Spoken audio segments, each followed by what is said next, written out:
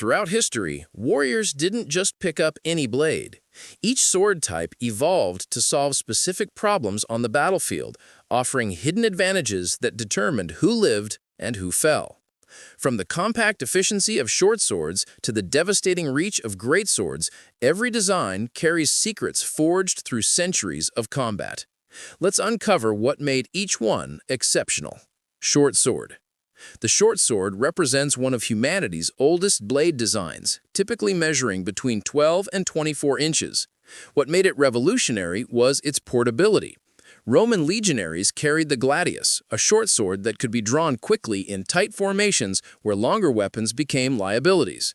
Its compact length allowed soldiers to fight shield to shield, stabbing between gaps while remaining protected.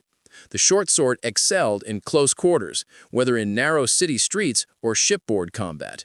Its reduced weight meant less fatigue during extended campaigns. Arming sword. The arming sword dominated European battlefields from the 11th to 14th centuries. Measuring roughly 28 to 32 inches, it was designed as a one-handed weapon that paired perfectly with a shield. Its true advantage lay in versatility. The arming sword balanced cutting and thrusting capabilities, allowing knights to adapt mid-combat depending on their opponent's armor. Its cruciform hilt protected the hand, while the pommel served as a counterweight, creating a nimble weapon that could be wielded for hours. Because it was worn at the side as a secondary weapon to the lance, it became the knight's most reliable tool when mounted combat transitioned to ground fighting. Longsword. The longsword emerged in the late medieval period as armor technology advanced. Ranging from 40 to 48 inches, it was designed for two-handed use, though its extended grip allowed one-handed techniques when necessary. The longsword's hidden advantage was its leverage. The extended grip multiplied force, enabling powerful cuts that could dent plate armor or break bones through padding. Historical fencing manuals reveal that longswords were used for cutting, thrusting, hooking with the crossguard, and even striking with the pommel.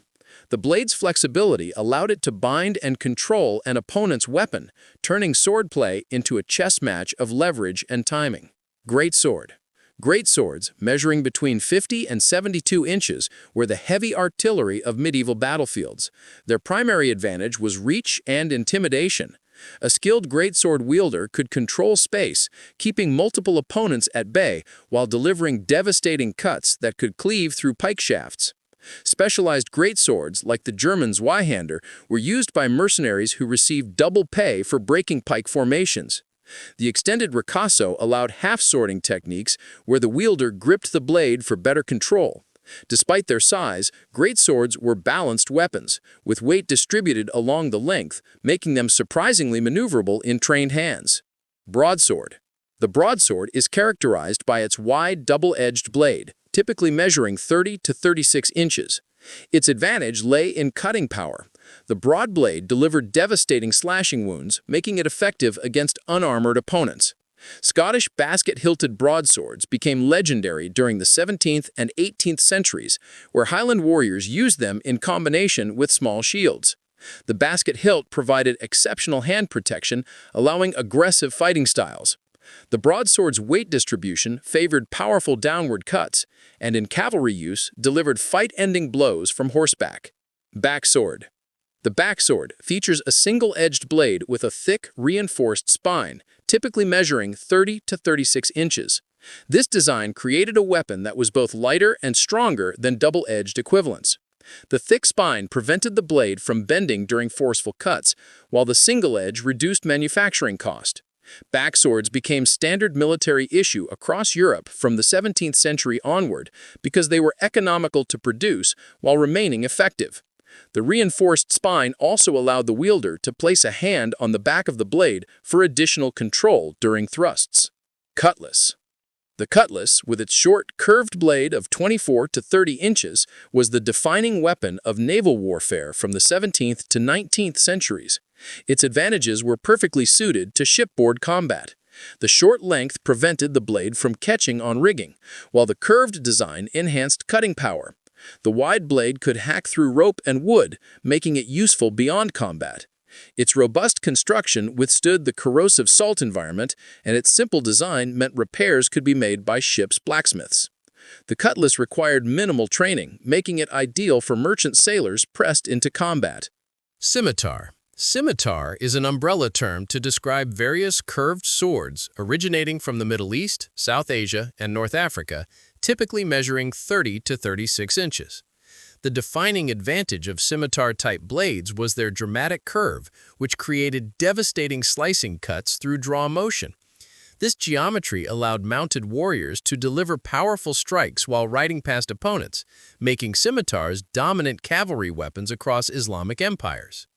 Different regional variations, like the Persian shamshir, Turkish khalij, and Indian talwar, each adapted the curved design to local fighting styles, but all shared the principle of maximizing cutting efficiency through blade geometry and rider momentum. Katana. The katana, Japan's iconic curved sword measuring 24 to 30 inches, represented centuries of refined metallurgy and martial philosophy. Its hidden advantage lay in its construction. Japanese swordsmiths developed a differential hardening technique that created an extremely hard cutting edge while maintaining a flexible spine, allowing the blade to hold a razor-sharp edge without becoming brittle. Its two-handed grip provided excellent control and leverage despite its relatively light weight. The katana was designed for unarmored combat, where speed and precision determined survival, making it devastatingly effective in the social context of samurai duels and close-quarters fighting. To hear discovering advantages you never knew existed, subscribe now so you don't miss what's coming next. Saber. The saber, with its curved, single-edged blade typically measuring 32 to 40 inches, became the dominant cavalry weapon from the 17th century forward. Its curve created a natural slicing motion when swung from horseback, where the rider's momentum combined with the blade's geometry to deliver devastating cuts. The saber's balance point sat forward of the hilt, concentrating force at the blade's tip. This made it exceptionally effective for the sweeping cuts cavalry used against infantry. On foot, the saber remained formidable, with its curve allowing draw cuts that sliced deeply with less force than straight blades required. Falchion. The falchion was a single-edged sword with a heavy, cleaver-like blade, typically measuring 24 to 36 inches. Its hidden advantage was concentrated cutting power. The blade widened toward the tip, placing maximum weight at the point of impact, which allowed even untrained users to deliver bone-breaking cuts. This made falchions popular among common soldiers who lacked extensive sword training. The thick spine meant falchions rarely broke in combat, and their simple design made them inexpensive to produce. The falchion represented democratic lethality, a weapon that gave peasant levies a fighting chance. Rapier. The rapier revolutionized swordsmanship in the 16th and 17th centuries with its long, slender blade measuring 40 to 50 inches. Its advantage was reach and precision.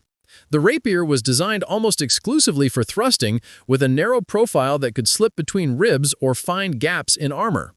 Its extended length allowed a skilled fencer to strike an opponent before they could close distance. Complex hilts protected the hand while allowing sophisticated blade manipulation. The rapier's lightness enabled rapid, continuous attacks, and its point-oriented design made it lethal in civilian duels.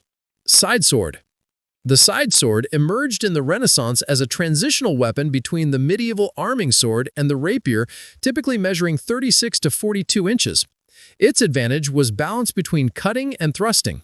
While rapiers specialized in thrusts, sideswords maintained effective cutting edges, making them adaptable to various combat situations. The blade was wider than a rapier but more tapered than medieval swords, creating a weapon that could exploit openings with thrusts while still delivering fight-ending cuts. This made them practical for both military and civilian use. Smallsword. The smallsword, with its extremely slender blade of 30 to 36 inches, became the gentleman's weapon of choice in the 17th and 18th centuries. Its advantage was speed and concealability. The smallsword was designed purely for thrusting, with blades so narrow they were nearly triangular in cross-section. This made it the fastest sword type in existence, capable of delivering multiple thrusts in the time heavier weapons completed one action. Its light weight meant it could be worn daily as part of fashionable dress. In duels, smallsword technique emphasized footwork and precision over strength. Executioner's sword. The executioner's sword, measuring 28 to 36 inches, had a unique design with a wide, straight blade and a blunt tip. Its advantage was specialized efficiency. Unlike combat swords, it was designed for a single purpose: clean decapitation. The wide blade provided weight and stability, ensuring the executioner could deliver a decisive blow without the blade twisting. The blunt tip prevented accidental stabbings and clearly distinguished it from combat weapons. These swords were often inscribed with religious phrases, transforming them into symbols of judicial authority. Hook sword. The hook sword, a rare Chinese weapon, typically measuring 24 to 30 inches, featured a distinctive curved blade ending in a sharp hook with a crescent-shaped guard. Its advantages were versatility and unpredictability. The hook could catch and control an opponent's weapon or limbs, creating openings for counterattacks. When used in pairs, hook swords could be linked together, extending reach or creating a double-bladed weapon. The crescent guard served as both hand protection and an additional cutting surface. Hook swords required extensive training, making them weapons of specialized martial artists. Swordbreaker. The swordbreaker deserves mention despite being technically a dagger, not a sword. Measuring 12 to 18 inches, it featured a blade with deep serrations along one edge. Its advantage was defensive control. When an opponent's blade struck or was parried into the serrations, the swordbreaker could trap and immobilize it, potentially breaking thinner blades through twisting leverage. This gave the wielder a critical moment to counterattack. Swordbreakers were typically used in the offhand during rapier combat, serving as both parrying tool and weapon trap. Every sword type tells a story of human ingenuity under pressure. If you want to follow along and understand more about swords, subscribe right now. And before you go, leave a comment telling us which sword type surprised you most, or which one you'd choose if you had to step onto a medieval battlefield. Your answer might just inspire our next video.